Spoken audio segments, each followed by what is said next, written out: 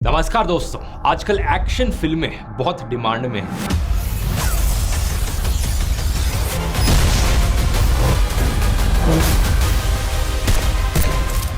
अगर आप highest grossing Indian films की लिस्ट देखोगे तो टॉप 50 मूवीज में ज्यादातर एक्शन मूवीज ही हैं। पठान, जवान, आरआरआर, पुष्पा, केजीएफ, बाहुबली, टॉप 10 में से तो 7 फिल्में एक्शन फिल्म्स हैं। लैंग्वेज चाहे हिंदी, तमिल, तेलुगु या इंग्लिश ही क्यों ना हो, हॉलीवुड में भी यही पैटर्न देखने को मिलता है। टॉप की लिस्ट में मौजूद है अवतार, Avengers, star Wars, Spiderman, Jurassic world.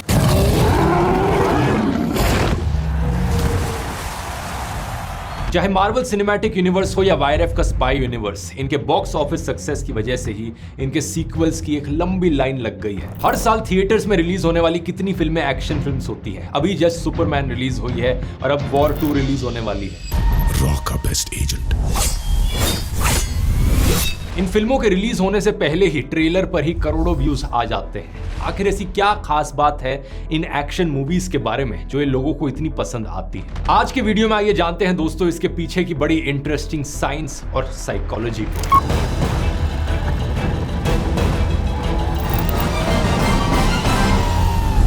बचपन में दोस्तों अगर आपको याद हो 90s और 2000s में जब हम टीवी पर फिल्में देखते थे तो फिल्म की एंडिंग हमें बहुत अच्छी लगती थी, जहां हीरो और विलन का फाइनल शोडाउन होता था। एज ऑलवेज इन फिल्मों में पुलिस लेट आती थी और तब तक हीरो की साइड और विलन की साइड के बीच डिशुम डिशुम होती थी, जैसे कि जॉनी मेरा नाम, जंजीर, दीवार, हम 5, घायल, तिरंगा, मैं खिलाड़ी तू अनाड़ी, कोयला। ये फिल्में अक्सर प्योर एक्शन फिल्मों की बजाय मिक्स्ड जॉनरे की होती थी, जैसे कि दीवार फिल्म में एक्शन के साथ हैवी ड्रामा था। आज मेरे पास बिल्डिंगें हैं, प्रॉपर्टी है, बैंक बैलेंस है, बंगला है, गाड़ी है, क्या है तुम्हारे पास? मेरे पास माँ है। हम 5 फिल्म समाज के ऊपर कमेंट्री थी। उस ठाकुर के लिए जो तुम्हारी मेहनत का मजा लूट रहा है, कब तक उसका काम करोगे तुम, गुलाम कहीं के? तिरंगा करप्ट पॉलिटिशियंस को एक्सपोज करती थी और मैं खिलाड़ी तू अनाड़ी में एक्शन को कॉमेडी के साथ मिक्स किया गया था। बिल्ली! ओह, शिवांगी, मैंने तुम्हें कितनी बार कहा कि मुझे बेटी पसंद नहीं, फिर तुमने बेटी क्यों बनाई? शिवांगी! लेकिन समय के साथ साथ प्रोड्यूसर्स को एहसास हुआ जब ऑडियंस उन आखिरी फाइट सीन्स का इतना इंतजार करती है तो क्यों ना पूरी फिल्म में ही एक्शन डाल दिया जाए। कहानी को कम करो और एक्शन को ज्यादा। इससे शुरुआत हुई दोस्तों मॉडर्न एक्शन मूवीज की। हॉलीवुड में ये ट्रेंड काफी पहले ही देखने को मिल गया था। Die Hard, Rocky, Terminator, John Wick, Top Gun, Mission Impossible. जो एक्टर्स अपनी एक्टिंग के लिए फेमस होते थे उनका यहाँ ज्यादा काम नहीं था। अब इन फिल्मों में बॉडी बिल्डर हीरो दिखने लगे। Bruce Willis, Arnold Schwarzenegger, Sylvester Stallone, इसके अलावा स्मार्ट हीरोज दिखने लगे, टॉम क्रूज और कियानू रीव्स जैसे। ये पूरी फिल्में fight sequences, shootouts, explosion, car chases और स्टंट से भरी होती थी।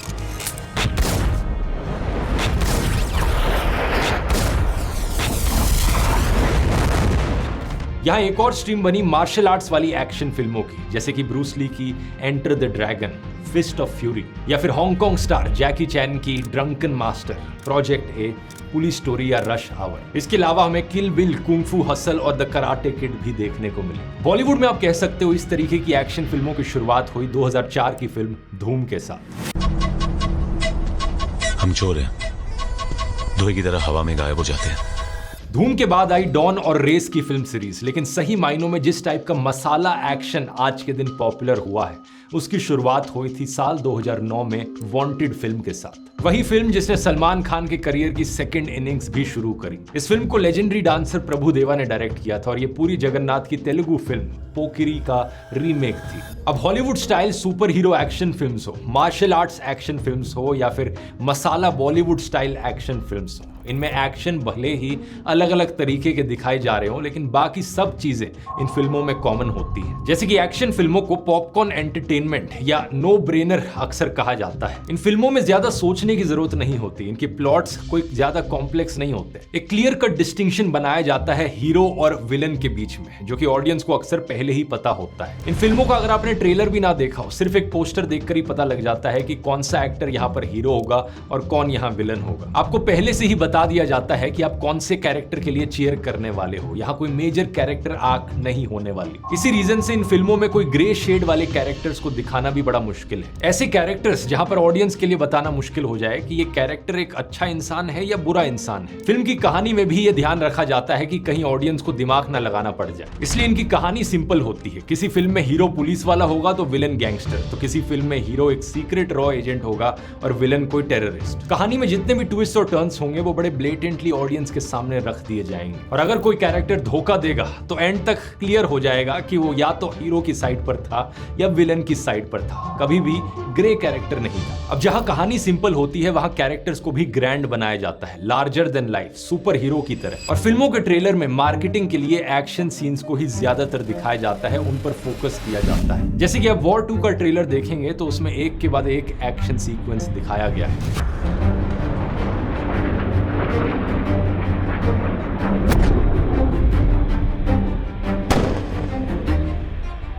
हाई ऑक्टेन एक्शन, बड़े से बड़ा सेट, क्योंकि इन फिल्मों की ऑडियंस को वही चाहिए होता है। वाईआरएफ स्पाई यूनिवर्स की सबसे पहली फिल्म थी एक था टाइगर, उसके बाद आई टाइगर जिंदा है और फिर वॉर। जब 2023 में जाकर पठान फिल्म आई तो कुछ कैरेक्टर्स का क्रॉसओवर भी देखने को मिला। पठान के साथ टाइगर को देखा गया और इसी तरीके से बन गया वाईआरएफ स्पाई यूनिवर्स, जहां मार्वल सिनेमैटिक यूनिवर्स ने एक तरफ कॉमिक बुक सुपर हीरोज पर फोकस किया, iron man, captain America, Spiderman, Avengers, जो सुपर हीरोज दुनिया को बचाते, इंसानियत को बचाते। वहीं दूसरी तरफ स्पाई यूनिवर्स के पास ऐसी कोई कॉमिक बुक्स नहीं थी, किताबें नहीं थी जहां से वो कैरेक्टर्स बोरो कर सकते। उन्होंने फोकस किया पेट्रियोटिज्म, टेररिज्म और रियल वर्ल्ड इश्यूज पर। कुछ मायनों में इंडियन फिल्म इंडस्ट्री के लिए ऐसा कुछ अटेम्प्ट करना काफी चैलेंजिंग था। एमसीयू के पास 50 साल से ज्यादा की कॉमिक बुक्स थी और पुरानी फिल्में थी जिसे वो बेस की तरह इस्तेमाल कर सकता था, लेकिन स्पाई यूनिवर्स के पास ऐसा कोई बेस नहीं था। उन्होंने सीधा फिल्मों से शुरुआत करी और ऑलरेडी काफी सक्सेसफुल बन गए। इनकी सारी फिल्मों ने मिलाकर इन टोटल 3000 करोड़ से ज्यादा कमाए हैं इंडिया। आप में से जो लोग नहीं जानते, इनके स्पाई यूनिवर्स में 4 मेन इंडियन सीक्रेट एजेंट्स हैं। पहले Avinash Singh Rathore, code name tiger, ये रोल सलमान खान ने किया है। दूसरे मेजर कबीर धालीवाल, इस कैरेक्टर को वॉर मूवी में देखा गया था, ऋतिक रोशन ने इस रोल को निभाया। और तीसरे एजेंट पठान, जिसे शाहरुख खान ने प्ले किया। अब वॉर 2 में एक चौथे agent special units officer Vikram की हमें एंट्री देखने को मिलेगी, जिसका रोल प्ले कर रहे हैं जूनियर एनटीआर। ये वाली फिल्म इंटरेस्टिंग हो सकती है क्योंकि शायद पहली बार इनकी फिल्म सीरीज में एक ग्रे कैरेक्टर देखने को मिले। ट्रेलर देखकर ये बात क्लियर नहीं है कि कौन यहाँ पर हीरो है, कौन विलन है। आमतौर पर एक्शन फिल्मों में विलन्स की बहुत इंपॉर्टेंस होती है, चाहे ये एवेंजर्स में थैनोस हो या फिर पठान फिल्म में जिम, जिसका रोल प्ले किया जॉन इब्राहिम ने। लोग जब इन फिल्मों में हीरो को विलन के साथ फाइट करते हुए देखते हैं तो एक्चुअली में उन्हें खुद से बहुत हीरोइक महसूस होता है। जो फिल्म को देखने वाले लोग हैं एक्चुअली में उन्हें ऐसा लगता है कि वो खुद ही हीरो हैं जो विलन की धुनाई कर रहे हैं। दरअसल बात क्या है दोस्तों, हमारे दिमाग में एक तरीके के न्यूरॉन्स होते हैं जिन्हें मिरर न्यूरॉन्स कहा जाता है। इन मिरर न्यूरॉन्स की मदद से हम दूसरों के एक्शन और बिहेवियर को ऑब्जर्व करते हैं, समझते हैं और इमिटेट करते हैं। एक एवोल्यूशनरी पर्सपेक्टिव से देखा जाए तो ये हमारी लर्निंग में काम आते हैं। हम दूसरों से एम्पैथाइज कर पाते हैं और उनकी सिचुएशन से रिलेट कर पाते हैं। साइंटिस्ट के द्वारा की गई न्यूरो इमेजिंग स्टडीज ने दिखाया है कि अगर हम किसी को भागते हुए देखें यानी मोशन को परसीव करें, या फिर हम खुद से भागे यानी खुद से मोशन प्रोड्यूस करें, दोनों ही केसेस में हमारे सेम ब्रेन एरियाज में एक्टिविटी देखने को मिलती है। सिमिलरली अगर हम किसी बिहेवियर को सिर्फ ऑब्जर्व करें या फिर बाद में उसे रिकॉल करें, दोनों ही केसेस में हमारे मिरर न्यूरॉन्स फायर होते हैं। इसी से ही रिलेटेड एक बड़ा इंटरेस्टिंग साइंस एक्सपेरिमेंट है फेक रबर हैंड एक्सपेरिमेंट, जिसमें एक फेक रबर हैंड एक इंसान के एक हाथ की जगह पर रखा जाता है। उसका असली हाथ एक बैरियर के पीछे छुपा दिया जाता है और जो भी इस रबर हैंड के साथ किया जाता है उस बंदे को सही में ऐसा लगता है कि एक्चुअली में उसी के हाथ के साथ हुआ हो। I'm like, yeah, I'm feeling it there. हमारा दिमाग एक एक्सटर्नल बॉडी पार्ट को अपना मानने लगता है अगर विजन, टच और टाइमिंग सही से लाइन अप करे तो। यही कारण है जब इस नकली हाथ को चोट पहुंचाई जाती है तो उस बंदे को खुद भी फील होता है चोट लगी हो। कुछ ऐसे ही दोस्तों, जब हम फिल्म में किसी हीरो को देखते हैं हम उससे रिलेट करते हैं और उसके एक्शन को अपने दिमाग में सिमुलेट करते हैं। इससे एक थ्रिल का एहसास होता है और हीरो की विक्ट्री में हमें अपनी पर्सनल विक्ट्री दिखती है। और ये चीज सिर्फ फिल्म के आखिर में नहीं होती, बल्कि जितने भी एक्शन सीक्वेंसेस होते हैं, कोई कार चेज हो रही है, कोई बिल्डिंग से कूद रहा है, वहां भी हम एंटिसिपेट करते हैं कि हीरो जीत जाए, या फिर अगर वो खतरे में है तो किसी तरीके से बच जाए। और कुछ देर बाद जब एक्चुअली में ऐसा होता है तो ये एक इनाम मिलने जैसा होता है। इस तरह एक्शन फिल्में देखते हुए ऑडियंस को क्विक डोपामिन हिट्स मिलते हैं, एक थ्रिल मिलता है सेफ एनवायरनमेंट में रहते हुए। एक्शन सीन्स में अक्सर बड़े रैपिड कट्स भी देखने को मिलते हैं ताकि शॉट्स छोटे हो, कैमरा एंगल बदलता रहे और ऑडिटरी सिमुलेशन भी मिलती है बैकग्राउंड म्यूजिक और साउंड इफेक्ट्स के साथ। इससे हमारा ब्रेन और भी ज्यादा मानने लगता है कि वो उस एक्सपीरियंस में ही मौजूद है। ज्यादातर टाइम एक्शन मूवीज का पर्पस ये नहीं होता कि वो कोई प्रोफाउंड मूवीज हो जो किसी की फेवरेट फिल्म बन जाए, बल्कि एक्शन फिल्म्स का काम होता है अच्छा टाइम पास होना। 2 घंटे की फास्ट पेस्ड मूवी देखी और फिर खेल खत्म, पैसा हजम। इसलिए जहां किसी महान फिल्म की खासियत ये होती है कि आप पॉपकॉर्न खाना ही भूल जाते हैं, वहीं दूसरी तरफ ऐसी एक्शन फिल्मों को पॉपकॉर्न फ्लिक्स भी कहा जाता है। ये बात रिसर्च से भी सामने आई है। कॉर्नेल यूनिवर्सिटी की एक 2014 की स्टडी जामा इंटरनल मेडिसिन के जर्नल में पब्लिश हुई थी। रिसर्चर्स ने 94 स्टूडेंट्स को खाना दिया, चॉकलेट, बिस्किट, कैरेट्स और ग्रेप्स। इन सब्जेक्ट्स ने 2005 की एक्शन मूवी दी आइलैंड देखी और एक ऐसा शो देखा जिसमें एक 1-to-1 इंटरव्यू था। स्टडी में ये सामने आया कि पॉडकास्ट देखते हुए जितना खाना इन्होंने खाया, ऑन एवरेज उसके मुकाबले एक्शन फिल्म देखते हुए डबल खाना खाया गया, 65% ज्यादा कैलोरीज। एक्शन फिल्म की ऑडियंस का खुद भी ये कहना है कि हमें कुछ ज्यादा इमोशनल नहीं देखना, कुछ ज्यादा हैवी नहीं देखना। हम तो चाहते ही हैं कि कुछ देर उस फिल्म में खो जाए और भले ही 2 घंटे के लिए, लेकिन उस समय में अपनी जिंदगी की सब टेंशन भूल जाए। इसलिए इसे एस्केपिस्ट सिनेमा भी कहा जाता है। ऐसे में action films widest possible audience को केटर करती है, कम अटेंशन स्पैन और कम फोकस वाले दर्शकों को भी हुक्ड रखती है। लेकिन फास्ट पेस्ड और अनकॉम्प्लिकेटेड होने का मतलब यह नहीं कि एक्शन फिल्म कोई इमोशनल रिस्पॉन्स इवोक नहीं करती। भले ही एक्शन फिल्म लवर्स ये कहते हैं कि हमें कुछ ज्यादा इमोशनल नहीं देखना, लेकिन रिसर्च में देखा गया है कि क्राइम फिल्म्स और डॉक्यूमेंट्रीज के मुकाबले एक्शन फिल्म्स ज्यादा इमोशनल रिस्पॉन्स इवोक करती हैं। रिसर्चर्स खुद अपनी इस रिसर्च के रिजल्ट से हैरान थे। ये पिछले साल अगस्त की रिसर्च है जो मार्टिन लूथर यूनिवर्सिटी में की गई और इसे पब्लिश किया गया फ्रंटियर्स इन बिहेवियरल न्यूरोसाइंस जर्नल में। इस रिसर्च में करीब 257 लोगों की ब्रेन एक्टिविटी को एनालाइज किया गया। स्पेसिफिकली दिमाग के 2 हिस्सों पर फोकस किया गया, एमिगडाला और न्यूक्लियस एक्यूम्बेंस। एमिगडाला में हमारे वाइटल इमोशंस की प्रोसेसिंग होती है, खासकर फियर, एंजाइटी और एग्रेशन। किसी थ्रेट को परसीव करते हुए जो फाइट और फ्लाइट का रिस्पॉन्स जनरेट होता है, यानी अगर आपने कोई डरावनी चीज देखी और आपके अंदर जो फीलिंग आती है, लड़ना है या भागना है इस चीज से, ये रिस्पॉन्स आपके दिमाग के इस हिस्से में होता है। हम दुनिया से जब इंटरैक्ट करते हैं और हमारे ब्रेन द्वारा उस इंफॉर्मेशन को इंटरप्रेट किया जाता है, इसे सोशल कॉग्निशन कहते हैं। और इस तरह इमोशनल मेमोरीज बनाना, ये काम भी एमिगडाला में होता है। जो दूसरा हिस्सा है न्यूक्लियस एक्यूम्बेंस, उसे दिमाग का रिवॉर्ड सेंटर कहा जाता है। रिसर्चर्स ने देखा कि जब कोई ऑडियंस एक एक्शन फिल्म देख रही होती है तो इन दोनों ब्रेन एरियाज में सबसे ज्यादा एक्टिविटी देखने को मिलती है, सबसे स्ट्रॉन्ग रिएक्शन देखने को मिलता है। रिसर्चर एस्थर ज़ुइकी ने कहा कि ये रिजल्ट्स काफी हैरान करने वाले हैं, क्योंकि एक्शन फिल्म्स में इतने स्टिमुलाई होते हैं, इसलिए हमने ऐसा स्ट्रॉन्ग इमोशनल रिएक्शन एक्सपेक्ट नहीं किया था। जो कॉमेडी फिल्म्स को देखने वाली ऑडियंस है, उनके केस में भी सिमिलर ब्रेन एक्टिविटी देखने को मिली। लेकिन दूसरी तरफ जो लोग क्राइम फिल्म्स और थ्रिलर फिल्म्स देखते हैं, उनके इन ब्रेन एरियाज में कम एक्टिविटी देखने को मिलती है। वो इमोशनल स्टिमुलाई को कम रिस्पॉन्ड कर रहे होते हैं। तो ये चीज सुनने में बड़ी अजीब लगेगी, लेकिन सच है। नॉर्मली हम एक्शन फिल्म्स, थ्रिलर फिल्म्स और क्राइम फिल्म्स को एक ब्रैकेट में रखते हैं और कॉमेडी फिल्म्स को अलग मानते हैं। लेकिन इस रिसर्च से सामने आया कि एक्शन और कॉमेडी मूवीज के दर्शक इकट्ठे पाए गए और थ्रिलर और क्राइम मूवीज के अलग कैटेगरी में पाए गए। इससे एक और बड़ा इंपॉर्टेंट कंक्लूजन सामने आता है कि वायलेंस जो होता है वो भी अलग अलग तरह का होता है। धूम, एक था tiger, war, Avengers, Superman, in action फिल्मों में जो वायलेंस दिखाया जाता है उसे अक्सर कॉमिक बुक वायलेंस कहा जा सकता है। इवन जो बाकी एक्शन फिल्म्स होती हैं, जेम्स बॉन्ड और रश आवर जैसी, यहाँ भी एक स्टाइलाइज्ड कॉमिक बुक वायलेंस देखने को मिलता है। ढिशुम ढिशुम जरूर हो रही है, लेकिन कोई ज्यादा खून खराबा नहीं हो रहा जैसे कि रियल लाइफ में होता है। यही कारण है कि फैमिली ऑडियंस भी इन फिल्मों को देख सकती है और इन फिल्मों की एज रेटिंग अक्सर PG-13 की कैटेगरी में होती है। ये 13 साल से ज्यादा उम्र के बच्चे किसी एडल्ट फैमिली मेंबर के साथ इन्हें देख सकते हैं। इंडिया में ये CBFC की U/A रेटिंग के इक्विवेलेंट है। इन फिल्मों को डार्क फिल्मों की तरह नहीं देखा जाता। जैसा कि मैंने पहले बताया, इन फिल्मों में मॉरल सर्टेनिटी होती है, क्लियर कट हीरो और क्लियर कट विलन। ऑडियंस अपने आप को हीरो में देखती है और उसके लिए चीयर करती है। वो गिर जाता है तो वो अपने दिल में कहते हैं कम ऑन, खड़ा हो जा, उठ जा। इसलिए लोग इमोशनली इन्वॉल्व हो जाते हैं। इसी तरीके से ज्यादातर कॉमेडी फिल्म्स भी फैमिली ऑडियंस के हिसाब की होती हैं। वहां भी आप सीधे तौर पर मेन कैरेक्टर से रिलेट कर पाते हैं, जैसे कि जिम कैरी की कॉमेडीज हो या हेरा फेरी जैसी फिल्में।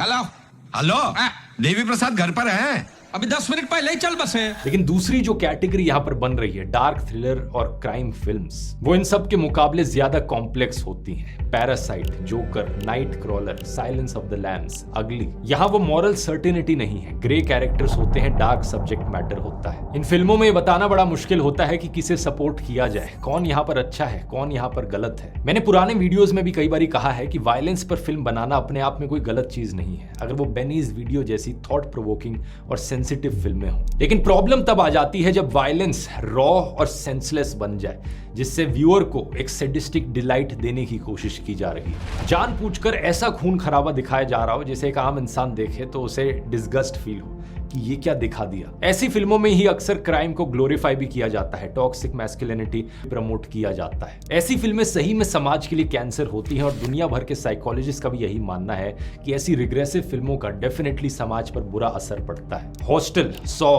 The Wild Bunch, I Spit On Your Grave, Kill Bill, Kick Ass 2, इन सभी मूवीज में बहुत ज्यादा सेंसलेस और डिस्टर्बिंग वायलेंस दिखाया गया है। ऐसी फिल्मों के डायरेक्टर अक्सर खुद को एक्शन फिल्मों के पीछे छुपाने की कोशिश करते हैं। ये देखो, अगर मिशन इम्पॉसिबल लोग देख लेते हैं, लोगों को वो देखना पसंद है, तो हमारी फिल्म में क्या प्रॉब्लम है? वायलेंस तो वहां भी देखने को मिल रहा है, यहाँ भी देखने को मिल रहा है, क्या फर्क है यहाँ पर? Why the need for so much gruesome, graphic violence? Why not let us imagine Because a it's little so of it? much fun, Chan. Get it? लेकिन फर्क बहुत बड़ा है एक्चुअली में, और ये फर्क ऑडियंस को भी बड़े क्लियरली समझ में आता है। ढिशुम ढिशुम जैसा कॉमिक बुक वायलेंस किसी को डिस्गस्ट की फीलिंग नहीं देता, किसी को डिस्टर्ब नहीं फील कराता। ये फर्क फिल्म मेकर्स को भी समझना चाहिए, चाहे वो क्राइम थ्रिलर फिल्म्स बनाए या एक्शन फिल्म्स बनाए। फिल्म मेकर्स को यह भी देखना चाहिए कि फिल्म इंडस्ट्री एक बिजनेस तो है, लेकिन सिनेमा एक आर्ट भी है। आप एक एक्शन फिल्म बनाते हुए भी कुछ आर्टिस्टिक बना सकते हैं, जैसे कि सांग यिमो की फिल्म हीरो, जिसे most beautifully shot top 10 films में काउंट किया जाता है। इसमें टॉप लेवल एक्शन सीक्वेंसेस तो हैं ही, लेकिन साथ ही है